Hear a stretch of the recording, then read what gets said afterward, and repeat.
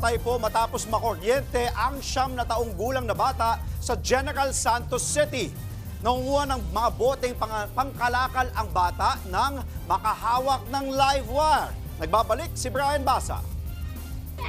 Ayaw. Dali-daling kumuha ng anumang bagay ang lalaking ito para iligtas sana ang isang batang nakasabit sa bakod. Ang 9 na taong gulang na bata, ilang minuto na palang nakuryente sa live wire na nakapalibot sa bakod ng bahay. Makalipas ang halos 6 na minuto, may mga rescuer na dumating at maingat na kinuha ang bata. Sinubukan pang isalba ng naghihinagpis na ina ang kanyang anak pero wala itong tugon. Dito na binuhat ang bata at itinakbo sa ospital pero idineklara ring dead on arrival. Sa investigasyon, umakyat ang bata sa bakod para maghanap ng mga boteng pwedeng ikalakal.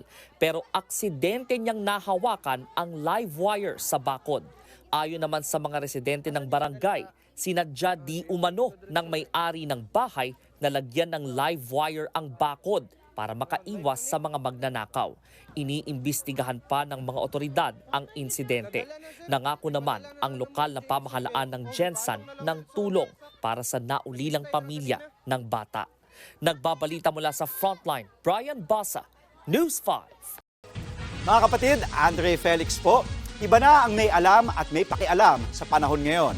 Para sa tuloy-tuloy na balitaan sa Frontline kahit weekend, mag-follow at subscribe sa social media pages ng News 5.